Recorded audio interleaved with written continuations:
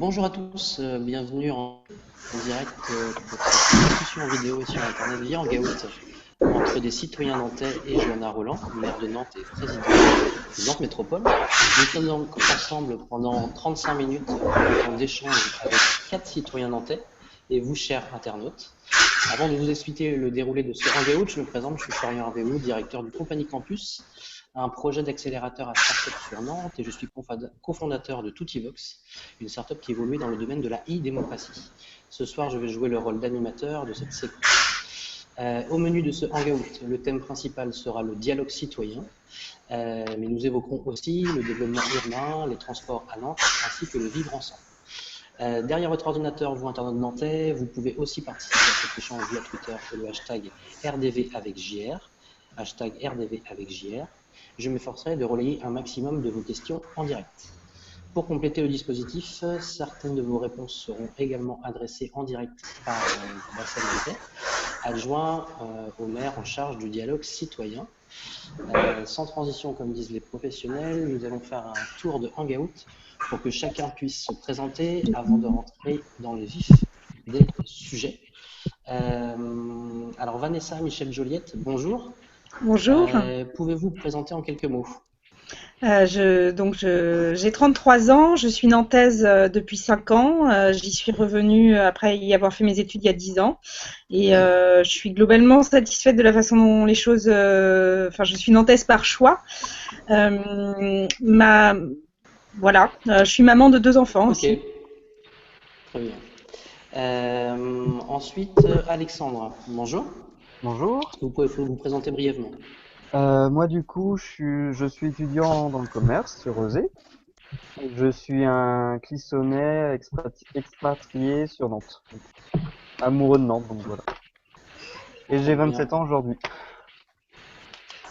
Bon anniversaire. Merci. Bon anniversaire. Mathias. Oui, bonsoir. Donc, je suis Mathias Crouzet, j'ai également 27 ans.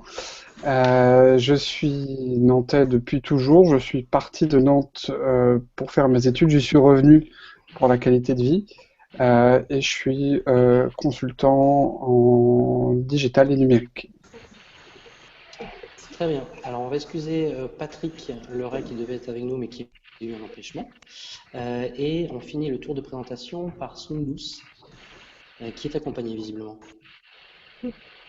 Bonjour, moi c'est Sundus Marandou, je viens en tant que représentative de mon association qui existait, et maintenant je suis accompagnée par la Marion Guilbeault. Ok, très bien. Donc, les présentations sont maintenant faites. Johanna Roland, je vous propose, avant de débuter, de nous repréciser pourquoi vous avez souhaité vous livrer à cet exercice. Bonsoir à chacune et à chacun. Merci d'abord aux internautes qui ont souhaité contribuer à ce débat. C'était un engagement que j'avais pris dans cette idée qui me tient à cœur de renouveler tout simplement les formes et les méthodes de dialogue avec les habitants. Alors on me dit parfois, est-ce que ça veut dire que maintenant tout va passer le numérique et que c'est le numérique à la place de l'humain? Non, c'est le numérique pour au contraire multiplier les occasions de débat direct sur tous les sujets. Très bien, merci beaucoup. Donc, je déclare donc ouvert le premier thème sur le dialogue citoyen en laissant la parole à Vanessa qui a une première question à Johanna Roland.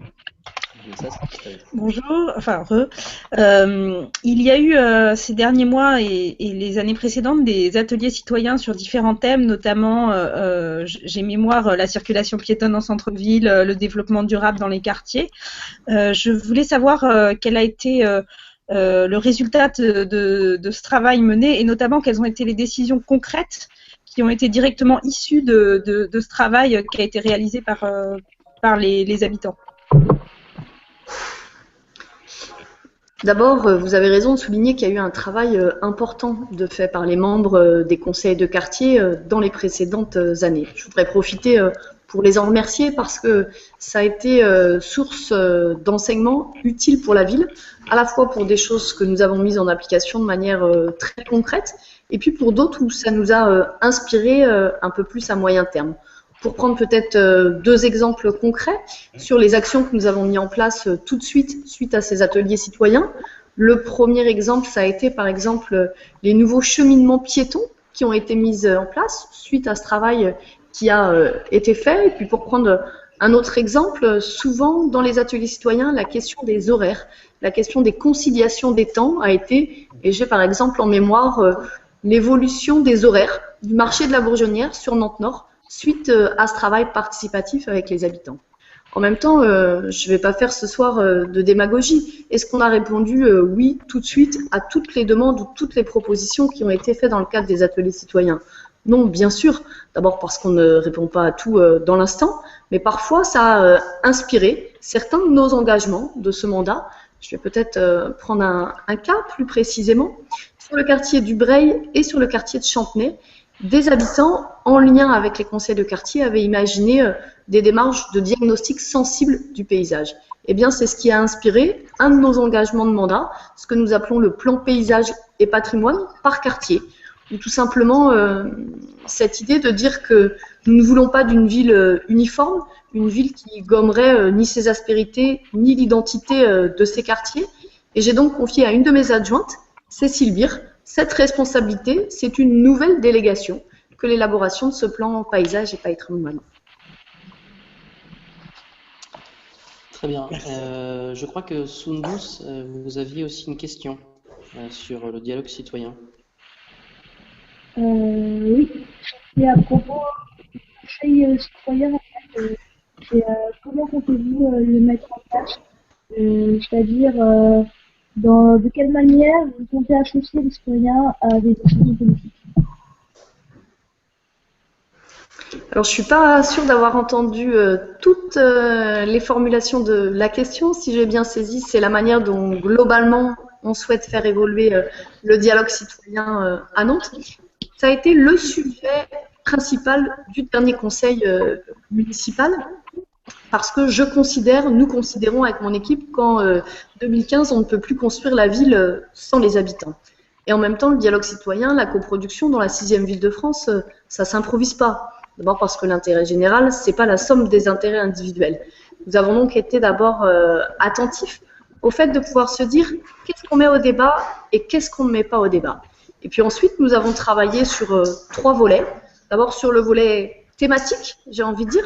Il y a des conseils qui existaient déjà, le conseil nantais de la jeunesse, le conseil des personnes en situation de handicap, le conseil nantais des citoyens étrangers.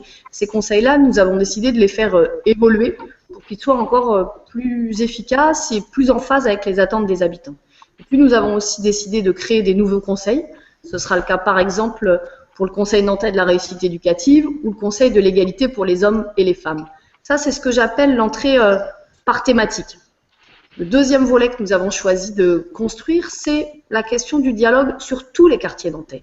Parce que c'est un sujet important, nous avons donc décidé de refonder les conseils de quartier, avec notamment un objectif qui est de les rendre plus souples, pour pouvoir répondre à cette remarque que les Nantaises et les Nantais nous avaient fait, de dire finalement il y a différentes attentes d'engagement. Certains d'entre vous veulent pouvoir participer sur une durée précise, sur un sujet particulier qui leur tient à cœur. D'autres, au contraire, veulent être associés aux réflexions tout au long du mandat sur tout le quartier. Donc, nous sommes en train de refonder les conseils de quartier avec de nouveaux engagements forts. Je pense à la mise en place des budgets participatifs par quartier, avec un budget clair, 1 million par an. Et puis, le dernier volet, c'est toute la question de la ville collaborative, entendue dans son sens le plus large, et notamment le choix d'utiliser plus le numérique. Mais ce que je voudrais vous dire, c'est que, au-delà de ces outils, je crois que ce qui compte, c'est vraiment notre état d'esprit dans cette démarche, notre état d'esprit partagé. C'est un sujet auquel je suis personnellement très attachée.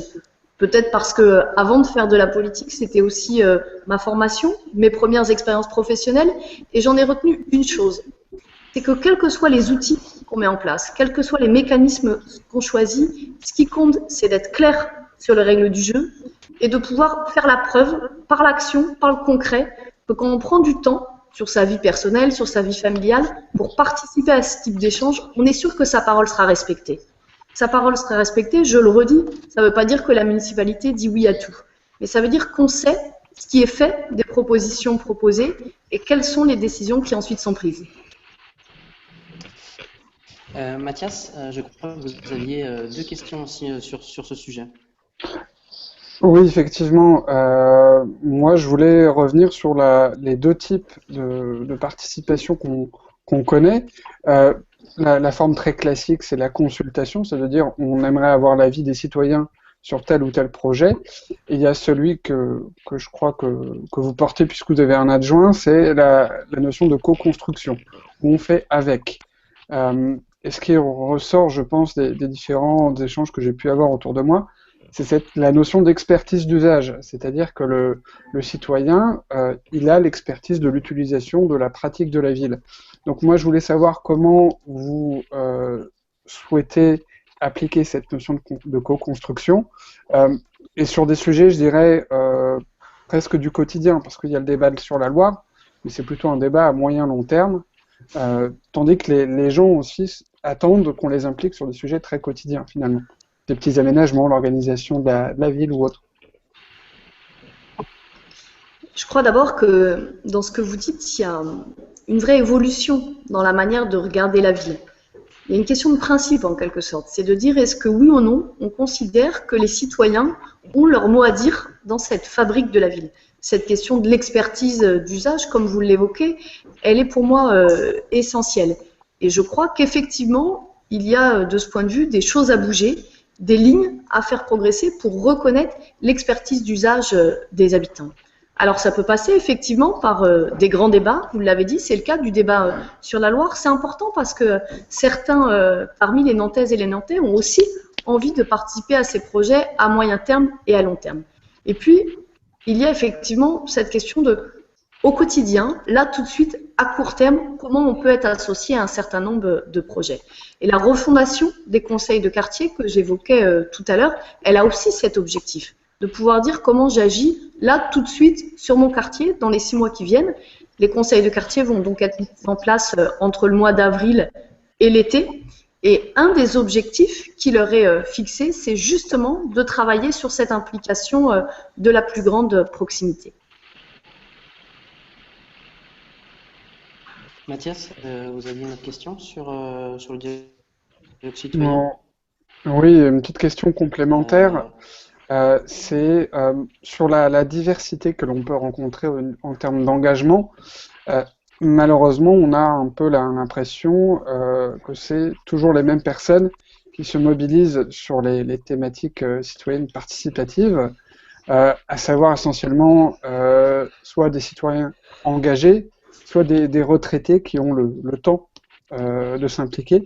Donc voilà, comment on fait en sorte d'élargir le panel de gens qui s'associent à la démarche? Je pense notamment aux jeunes et aux étudiants qui pratiquent la ville, qui ne votent pas et ne payent pas nécessairement d'impôts à Nantes, mais qui pratiquent la ville comme tout un chacun.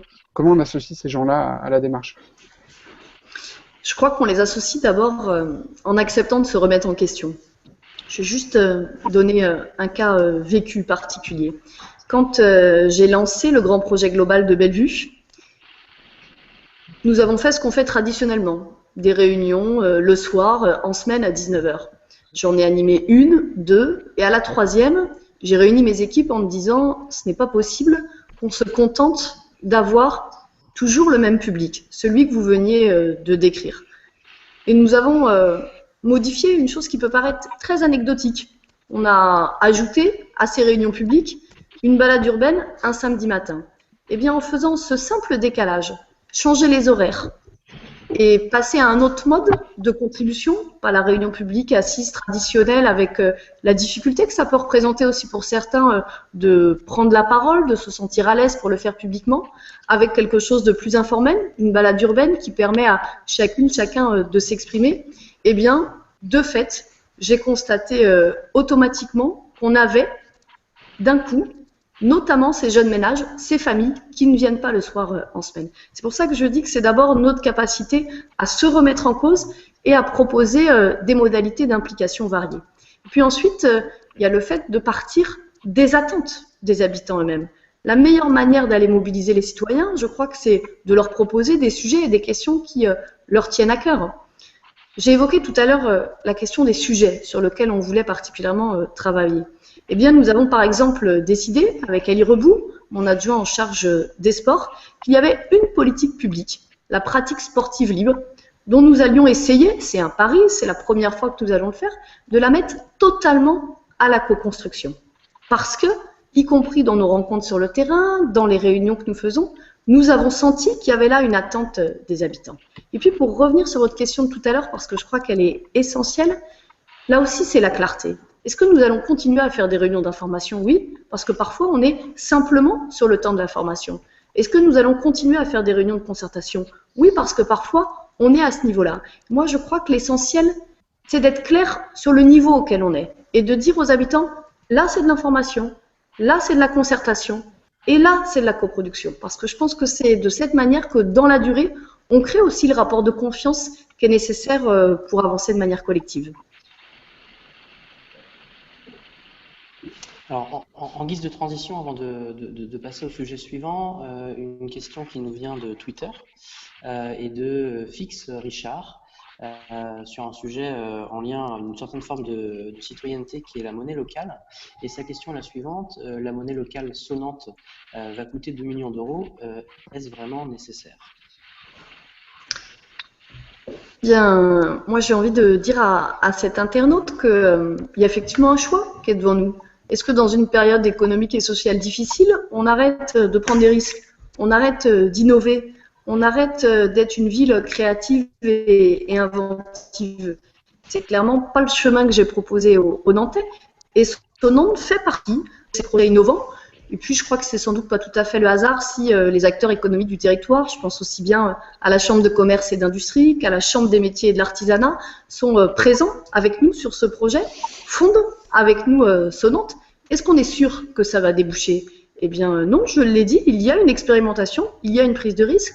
On évaluera et on évaluera justement avec ces acteurs économiques. Mais je crois que s'ils font le choix d'investir avec nous, y compris de leur temps, qu'on sait bien rempli, c'est sans doute qu'ils se disent qu'y compris d'un point de vue économique, cela pourrait bien être utile. Très bien, merci. Nous allons donc lancer le deuxième thème sur le développement urbain. Et donc nous allons donner la parole à Alexandre. Alors moi, le fait déjà que je suis habitant en proximité du quai de la Fosse, par rapport au dynamisme qui a explosé par rapport aux machines de Lille, pourquoi en fait le quai de la Fosse n'est toujours pas mis en avant pour avoir, on va dire, cet effet de miroir par rapport aux machines de Lille? Parce que du coup, moi, étant habitant du quai de la Fosse, j'essaye de fuir un maximum cet endroit, alors que ça pourrait être un endroit de balade magnifique, comme par exemple, on prend l'exemple des quais de Bordeaux. Eh bien, c'est justement parce que je partage cette intuition qu'il y a autour du quai de la Fosse un enjeu important, que ce sujet fait partie de des questions du débat sur la Loire. Si nous avons souhaité lancer ce débat, c'est bien parce que autour de la Loire et autour des quartiers qu'il aborde, je considère qu'il y a la suite du projet urbain nantais qui est à écrire. Vous savez, c'est un endroit très particulier que cette partie du quai de la Fosse. Petite Hollande, quai de la Fosse, c'est à la fois sans doute aujourd'hui l'endroit qui reste le plus en proximité de la Loire. Cette question de la Petite Hollande et de la manière dont on doit garder cette proximité. Donc pour vous donner quelques éléments sur le calendrier, vous le savez peut-être, le grand débat, et j'en profite pour dire que si vous n'y avez pas encore contribué, surtout faites-le, ce débat il sera aussi... J'y ai contribué et les questions n'ont pas été sélectionnées, c'est pour ça. Comment ça, les questions n'ont pas été sélectionnées? Alors en fait, j'avais fait un texte et en fait, ça n'a pas été mis sur le site. Pour ça. Eh bien, il faut les renvoyer sur le site. Il n'y a aucune modération du site. La seule ligne, c'est qu'il ne peut pas y avoir de propos de caractère d'insulte ou de haine. Tous les propos sont... je me doute bien, c'est pour ça que je vous invite à pouvoir continuer à contribuer. Tous les propos sont retenus. Et donc, à la fin du mois de mai, la commission du débat, à qui on a en quelque sorte confié les clés du débat, nous remettra ses conclusions À ce moment-là, on rentrera dans le temps des décisions. Ces décisions, elles concerneront à la fois des petits projets, mais aussi des grands projets. Et je ne doute pas que le quai de la Fosse fait partie des questions dont nous allons continuer à échanger dans ce mandat. D'accord, très bien. Alexandre, vous aviez d'autres questions sur le sujet? Après, ça restait aussi. Enfin, j'ai eu la réponse du coup sur ce que Johanna vient de dire. Après, ça comportait plus au niveau du bas Chantenay et de la cale de la Meuse, qui reste aussi un endroit, on va dire, énigmatique de Nantes. Et je voulais savoir s'il y avait des projets également sur cette cale de la Meuse qui pouvaient être proposés sans que nous, citoyens, nous sommes au courant pour le moment. Alors, vous le savez peut-être, il y a un projet qui a été lancé globalement sur le Bas-Chantenay. Il y a une équipe d'architectes qui a été retenue, l'équipe Robert et Reichen, qui sont aujourd'hui en train de faire de propositions.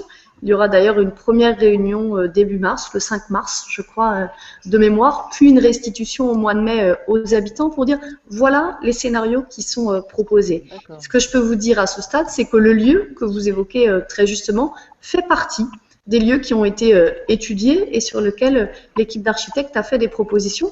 Je ne peux pas vous en dire plus ce soir, tout simplement par respect des étapes de concertation, puisque je l'ai dit, l'équipe d'architectes reviendra le 5 mars devant les acteurs et puis au mois de mai devant tous les habitants. D'accord, très bien. Je vais me faire le relais donc de Patrick Leray qui devait être présent aujourd'hui, qui avait une question au niveau du château de la Gaudinière, qui selon lui est un édifice emblématique du quartier Pont de Sens-Barberie et auquel sont attachés les Nantais. Et il observe que le bâtiment, pourtant restauré et mis hors eau il y a une dizaine d'années, est déjà très détérioré tant à l'intérieur qu'à l'extérieur. Donc sa question était de savoir si la ville prévoyait les moyens d'en assurer son entretien courant avant une future réhabilitation qui visiblement serait souhaitée par tous. Je crois qu'il y a deux questions. Est-ce que la ville est attachée à ce lieu? Oui. Est-ce qu'il fait partie de notre patrimoine? Oui. Quel niveau de réhabilitation peut être engagé? Là aussi, je préfère être franche. Il y a aujourd'hui plusieurs scénarios. Il y a un scénario avec une réhabilitation particulièrement importante qui représente un coût financier non négligeable. Donc il faudra trouver le bon réglage entre l'équilibre et la bonne gestion des deniers publics et puis la nécessité de préserver ce patrimoine. Pour le dire de manière plus rapide, une réhabilitation, oui. Pas d'inquiétude, la Gaudinière fait partie du patrimoine qu'on va préserver et en même temps, on sera vigilant sur le niveau de réhabilitation par souci de cette idée à laquelle je suis très attachée, comment chaque euro dépensé est un euro utile et dans la limite des moyens dont nous disposons aujourd'hui. En guise de transition, avant de passer sur le thème suivant, une question qui nous vient aussi de Twitter, et donc de Kevin, dont le pseudo est Théodorian, qui a une question sur la Petite Hollande, avec la question la suivante: quel projet pour la Petite Hollande va-t-elle devenir une vraie place vivante et piétonne? On a commencé en fait à aborder le sujet avec l'internaute à qui j'ai oublié d'ailleurs de souhaiter un bon anniversaire, puisqu'il nous a dit que c'était ton anniversaire ce soir. Je le dis parce que quand on parle du quai de la Fosse, on parle forcément de la Petite Hollande. La Petite Hollande, pour moi, c'est un sujet majeur. C'est sans doute la dernière grande place, la dernière grande esplanade nantaise qui donne directement sur la Loire. Chacun le sait, c'est aussi l'endroit qui accueille un des marchés sans doute les plus populaires, les plus vivants de Nantes. Et donc, nous devons être particulièrement vigilants, attentifs au devenir qu'on veut donner à cette place. Alors, je le dis très simplement, le calendrier il est suivant. Le débat sur la Loire, la commission qui rend ses conclusions au mois de juin, viendra ensuite le temps des décisions, à la fois sur des petits projets de proximité, mais aussi sur des grands projets. C'est à ce moment-là que nous pourrons avancer sur cette question de la Petite Hollande, avec vraiment cet enjeu de se dire qu'il y a là une opportunité particulière. Nous allons passer maintenant à l'avant-dernier thème, donc, qui est le thème sur les transports à Nantes. Et donc on va redonner la parole à Vanessa, qui avait une question sur ce sujet. Ma question portait sur la fréquence, pardon, la fréquence des transports publics, notamment le soir. puisque je suis souvent assez étonnée pour des sorties pas très nocturnes, hein, type faire un cinéma à 20h en centre-ville, de me retrouver à 22h30 avec un tram toutes les demi-heures. Ce qui me choque, c'est que le matin, en l'occurrence entre 4 et 5 heures du matin, c'est toutes les 15 à 20 minutes, et à partir de 6 heures, toutes les 8 minutes, alors que le soir, c'est beaucoup moins fréquent. Donc je m'interroge sur ces horaires, quand la politique affichée a souvent été celle d'éviter de venir en voiture dans le centre-ville quand on sort. D'abord, la politique affichée, comme vous dites, c'est de pouvoir multiplier les modes de déplacement et de ne pas opposer un mode de déplacement à un autre. Et c'est vrai qu'à Nantes, nous sommes particulièrement offensifs et je crois plutôt en avance. Nous avons un des meilleurs réseaux de transport public de France, c'est une réalité objective. Je crois que c'est pas le hasard si j'ai eu l'occasion d'accueillir le maire de Bordeaux, mais aussi la maire d'Avignon, qui sont venus s'inspirer de ce qu'on fait sur les réseaux de transport public. Ensuite, je voudrais vraiment insister sur le fait que nous avons sans cesse progressé sur la question de l'amplitude horaire et des fréquences. Quand nous avons mis en place les chronobus, par exemple, ça a été une vraie progression du point de vue des cadences. Et en même temps, ce que vous décrivez est absolument juste. Oui, il y a plus de fréquences le matin que le soir, quand par exemple on veut sortir en ville. Pour une réalité que je ne vais pas cacher, qui est une réalité d'équilibre. Quand on choisit là où on met les moyens sur la question du transport, on regarde une chose très concrète, combien il y a d'utilisateurs et combien ça nous coûte. Et il y a une réalité absolument objective, c'est qu'à Nantes, les transports publics restent plus utilisés le matin, y compris aux horaires que vous avez évoqués, à 5 heures du matin. Ça a d'ailleurs été une discussion, notamment avec des gens qui travaillent à ces horaires et à ces horaires décalés, qui il y a quelques années nous avaient interpellés sur ce sujet, nous avaient demandé de faire un effort. Cet effort a été fait, et je crois qu'il faut le dire en clarté, parce que vous savez, les transports, il y a toujours quelqu'un qui paye, et c'est toujours les habitants d'une certaine manière, soit comme contribuables, soit comme utilisateurs. Donc on doit bien choisir là où on met la priorité. En même temps, nous sommes particulièrement attentifs à faire le maximum, y compris sur la question de la soirée.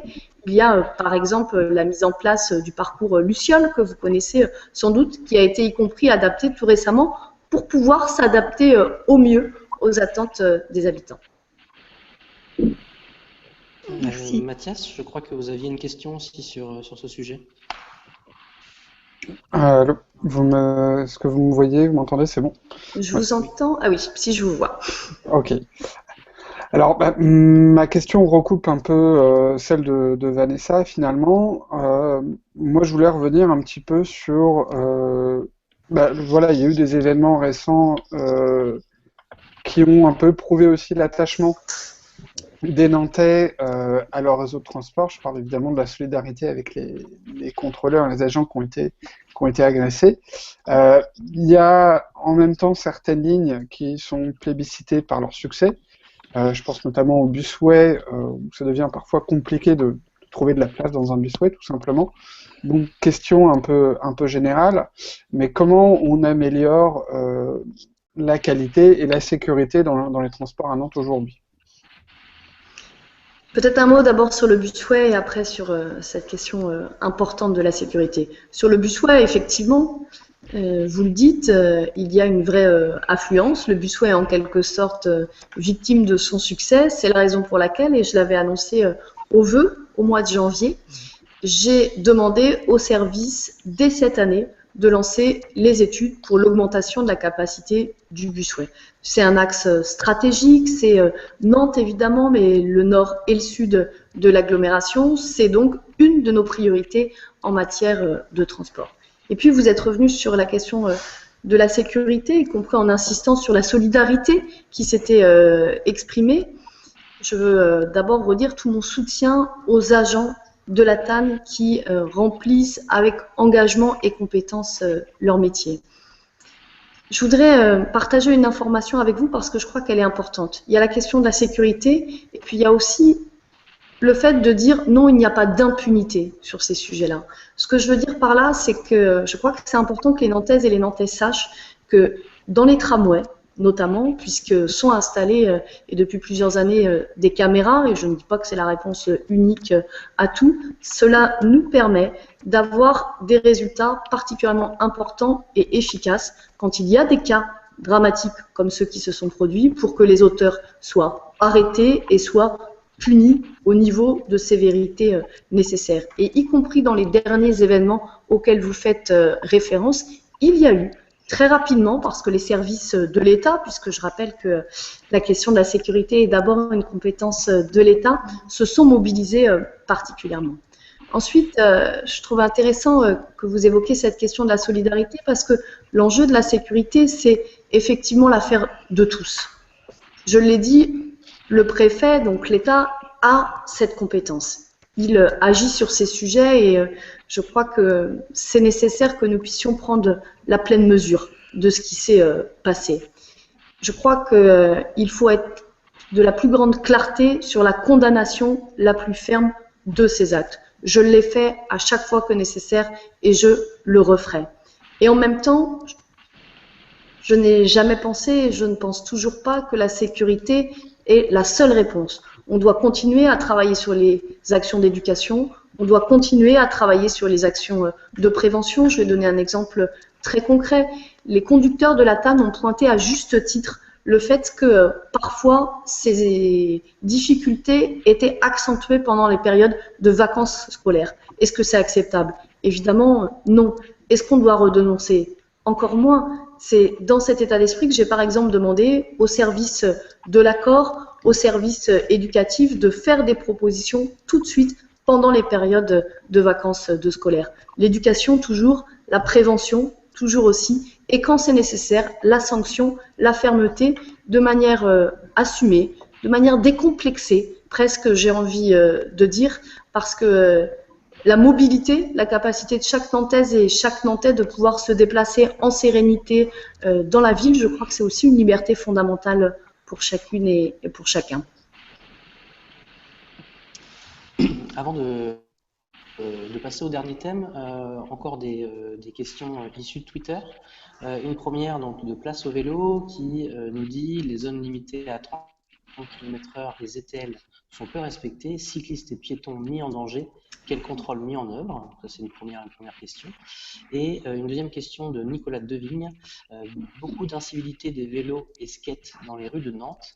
Avez-vous un projet de sensibilisation pour une meilleure cohabitation? Je souriais en écoutant les messages des internautes parce que, et peut-être de plus en plus, les cyclistes nous disent que les automobilistes ne font pas assez attention à eux, et les piétons nous disent que les cyclistes ne font pas assez attention à eux. Je crois qu'il y a d'abord un premier enjeu qui est celui du respect de base des règles de sécurité routière. Il y a aussi derrière une question de civisme.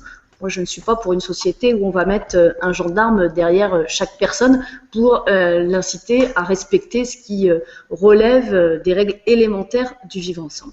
Et en même temps, il y a une vraie question autour de ça. C'est la manière dont on partage l'espace public, dont on le fait de la manière la plus apaisée possible et la plus sereine possible. Et c'est vrai qu'il y a aussi une évolution dans les usages. On voit à Nantes, par exemple, une augmentation de la pratique du vélo. On l'encourage.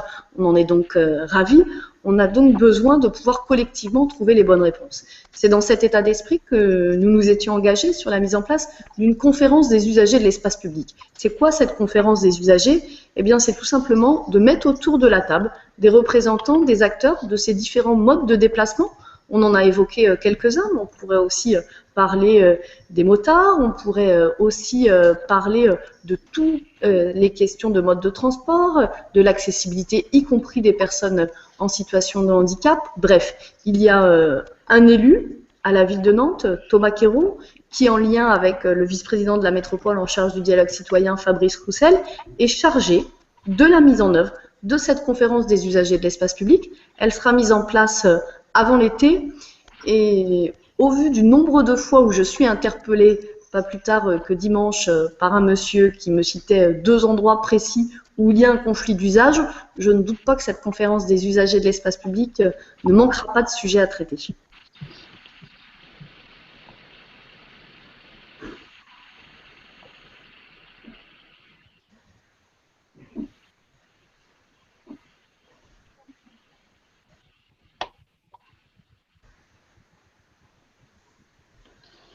Vous m'entendez? Oui, Oui, je suis désolé, je vais devoir, j'ai une contrainte, je vais devoir rapidement vous quitter. Néanmoins, j'avais une dernière question à poser, si vous le permettez, qui, je pense, est en lien avec le dernier thème. C'est une question qui me tient particulièrement à cœur et c'est aussi sur la notion de sécurité.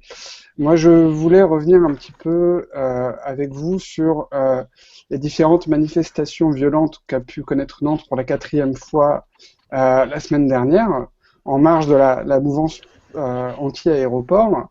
Euh, voilà, moi, la question que je me pose, c'est au-delà de la condamnation, au-delà de la mobilisation des services derrière pour réparer, pour venir voilà, en guérison, entre guillemets, de ce qui a été fait, et sans forcément d'ailleurs rentrer dans le débat de l'aéroport, parce que là, c'est même plus le sujet finalement.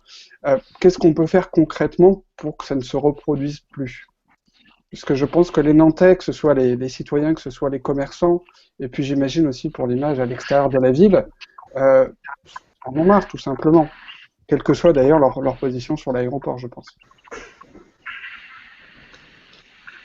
je crois qu'effectivement, dans les manifestations auxquelles vous faites référence, il n'était plus finalement question de tel ou tel sujet, simplement question de violence et de dégradation. Et c'est bien là l'inacceptable. Il y a un certain nombre de principes qui régissent dans ce pays l'état de droit. Et la liberté de manifestation est un de ces principes. J'y suis profondément attachée.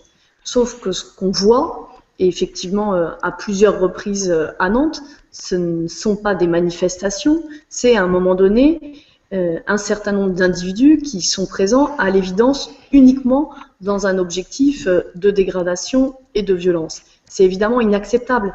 Et je crois que chacune et chacun doit bien mesurer à quel point les Nantais refusent d'être en quelque sorte pris en otage pour des raisons, des manifestations de violence que rien ni aucune cause ne pourront jamais justifier. Ensuite, comment on agit? Eh bien, là aussi, la législation a posé le cadre d'organisation. Le préfet, l'État, assument la compétence de la sécurité publique. Pour ma part, et vous l'imaginez bien, parce que les Nantais m'en parlent, parce que les commerçants nantais m'en parlent, je suis extrêmement mobilisée sur cette question. C'est la raison pour laquelle, à chaque fois que la situation s'est produite, j'ai demandé au préfet de prendre toutes les mesures nécessaires, toutes, sans aucune exception, pour préserver au maximum la ville de Nantes et notamment le centre-ville de Nantes. Je ferai d'ailleurs remarquer que, quels que soient les débordements inacceptables qui y aient pu avoir lieu, les 2 dernières manifestations ont, heureusement, même si c'est toujours trop, même si c'est évidemment inacceptable, été, grâce à l'organisation des forces de l'ordre, est-ce que vous m'entendez toujours? Oui, toujours. Ont été heureusement relativement limitées grâce à cet objectif de préservation du centre-ville, de limitation. Mais ça, encore une fois, c'est pour guérir. Qu'est-ce qu'on fait pour que ça n'arrive plus? Parce qu'effectivement, on peut mettre des forces de l'ordre, on peut identifier les auteurs de ces troubles et éventuellement les condamner derrière. Et ça, c'est fait, je crois. Mais concrètement, qu'est-ce qu'on fait pour que ça ne se reproduise pas? C'est ça ma question. Bien, je crois que d'abord, il y a 2 types de situations différentes. Il y a certaines situations où les manifestations n'avaient pas été déposées. Et dans ce type de configuration, on ne peut pas interdire ou autoriser une manifestation déposée. Et puis, il y a eu d'autres moments, d'autres situations où la manifestation avait été déposée. Et dans ce cas-là, il y a 2 options qui s'offrent au préfet. La première, c'est faire le choix d'interdire la manifestation. La seconde, c'est faire le choix de limiter au maximum les entrées dans la ville. Et c'est ce choix qui a été retenu, notamment la dernière fois. D'accord.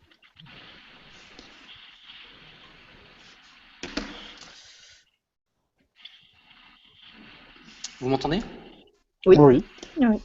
Alors du coup, on va enchaîner avec une question de Sundus, qui avait des questions donc, sur le vivre ensemble. C'est ça. Alors, nous, Je vais commencer par une assez générale, on va dire. C'est que nous, au sein de Coexister, par exemple, on fait beaucoup de sensibilisation dans les collèges et dans les lycées sur tout ce qui est le vivre ensemble par la coexistence active. Donc ça passe par le dialogue avant tout et l'échange avec les différentes personnes de toute conviction, pardon. Et donc en fait, je voulais vous poser une question à propos de comment appuyez-vous en tant que maire les actions de sensibilisation sur la coexistence active et des associations, et notamment dans le milieu primaire. Parce que c'est un milieu qu'elles n'accèdent pas forcément et qui pourrait aussi permettre aux élèves de se changer une idée sur les différentes religions, on va dire. Je crois que la question que vous posez, c'est la question du vivre ensemble. Et de se dire comment le vivre ensemble, dans le respect des convictions, des croyances ou des non-croyances de chacun, il se construit sans doute dès le plus jeune âge. Et donc à l'école. Vous le savez peut-être, pour moi, la question d'éducation, elle est primordiale. Je reste convaincue que c'est là que tout commence. Et que c'est là que, y compris quand c'est difficile, on a encore les moyens d'agir. C'est une des raisons qui fait que c'est au cœur du projet de Nantes. Alors nous avons quelque chose qu'on a appelé le projet éducatif de territoire. C'est quoi? C'est tout simplement considérer qu'un enfant, il grandit à la fois dans sa famille, parce que les parents sont bien les premiers éducateurs de leurs enfants, mais qu'il grandit aussi à l'école, mais qu'il grandit aussi quand il participe à une activité sportive, mais qu'il grandit aussi quand il est inscrit dans une association culturelle ou quand il va au centre de loisirs. Et que c'est la responsabilité de tous les adultes qui l'accompagnent à un moment de sa journée de travailler en cohérence, à partager des valeurs, à transmettre ces valeurs de la République, ces fondamentaux qui permettent à chacune et chacun à la fois de grandir en liberté, de se forger sa propre conviction, mais de s'approprier ces règles du vivre ensemble. Et dans le cadre de ce projet éducatif de territoire, j'ai souhaité qu'on puisse ouvrir à la fois les discussions, mais aussi les actions à une diversité d'acteurs associatifs du territoire, parce que je crois aussi qu'il faut que l'école bouge. Je crois qu'il faut que l'école accepte d'ouvrir ses portes, d'ouvrir ses murs, d'ouvrir ses fenêtres, parce que c'est dans ce dialogue avec les acteurs que nos enfants pourront grandir bien et surtout grandir ensemble. D'accord. Je crois que Vanessa avait une dernière question, et ensuite on finira par une question de Twitter. Ma question concerne la petite enfance. Et notamment les parents qui emploient des assistantes maternelles. Aujourd'hui, il existe une structure qui est extrêmement utile, qui est le relais petite enfance, qui permet d'accompagner les parents pour rédiger un contrat de travail. Il existe aussi des structures d'accueil en crèche qui sont quand même très efficaces. Mais aujourd'hui, ce qui se passe, c'est que quand on emploie une assistante maternelle, aujourd'hui, les familles se retrouvent avec toutes les contraintes légales d'un employeur, c'est-à-dire établir des fiches de paye. Nul n'est censé ignorer la loi, donc on est censé connaître le code du travail, connaître la convention collective des assistantes maternelles, ce qui est assez complexe.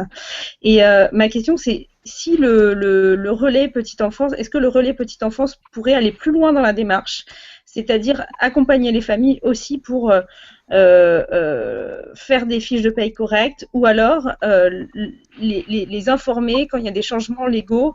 Par exemple, les taux de prélèvement obligatoire ont changé au 1er avril, il faut changer votre fiche de paye d'assistante maternelle, parce qu'aujourd'hui il y a une grosse inégalité entre des gens qui ont une place en crèche, je ne reviendrai pas sur la question du nombre de places en crèche parce que je pense que ça a été abordé autrement, mais qui ont juste une facture à payer, ce qui est quand même très simple, et les gens qui doivent être particuliers employeurs et qui se retrouvent dans des situations un peu compliquées, notamment quand ils font des erreurs dont les assistantes maternelles ou les familles peuvent, enfin même des erreurs de bonne foi. Donc on sait que quand on a des enfants en bas âge, on n'a pas forcément beaucoup de temps pour gérer ces aspects-là. Donc est-ce que la municipalité, peut-être en relation avec le conseil général ou autre, pourrait aider les familles sur ces aspects administratifs? Pour répondre très concrètement à votre question, est-ce que le relais pourrait informer quand il y a des changements de règles? Oui. oui, il doit pouvoir le faire parce que cette question de l'information aux familles, c'est une des missions qui lui est confiée. Par contre, est-ce que le réseau pourrait remplir pour chaque famille nantaise les bulletins de paye des assistantes maternelles employées? Je préfère le dire là aussi en franchise. Non, ça ne me paraît pas réaliste qu'on puisse demander ça aux services municipaux. Sur le fond, ce que je voudrais dire, c'est que j'ai demandé aux services de continuer à progresser dans un accompagnement toujours plus personnalisé des familles. Il y a un vrai travail de fait à Nantes sur la petite enfance. Nous avons pris des engagements forts, 400 places en crèche dans le mandat. Il y en aura 100 dès 2015. Et en même temps, je pense qu'on doit multiplier les modes de réponse. Sinon, on ne sera pas au niveau de ce qu'attendent les Nantais. Multiplier les modes de réponse, c'est ce que j'ai proposé à l'échelle de la métropole, développer y compris les crèches intercommunales d'entreprises. Mais c'est aussi avoir recours à d'autres solutions. Je pense à la garde partagée qui se développe par exemple depuis longtemps à Paris et pas beaucoup à Nantes. Moi, ce que je veux, c'est que dans ce mandat, nous arrivions à faire en sorte qu'un parent, un papa ou une maman qui a une question de la petite enfance pour son enfant ait une seule porte à pousser et qu'il ait l'ensemble des informations, que ce soit crèche, que ce soit assistante maternelle, que ce soit garde partagée. Ça ne veut pas dire que le service public va faire à la place des citoyens, y compris parce que c'est pas le modèle de société que nous défendons. Moi, je crois à la solidarité, je crois à la proximité, je crois au fait que la ville doit faciliter la vie des habitants, mais je ne crois pas que la mairie doit faire à la place des habitants. Par contre, oui, nous devons progresser sur le fait d'être toujours dans une logique plus personnalisée d'accompagnement des familles. Et l'exemple que vous donnez sur les changements de taux, par exemple, est tout à fait juste et tout à fait réaliste d'une chose pas si compliquée qu'on doit mettre en œuvre pour faciliter la vie des familles. Avant de conclure, une dernière question qui nous vient de Twitter et qui rebouclera avec le premier thème, qui nous vient donc de Romain Bout. Sur le modèle du grand débat de Nantes-Loire, y aura-t-il un autre grand débat citoyen de lancer en 2015 ou 2016? Oui, très certainement, et cela pourrait bien être autour de la question de la transition énergétique.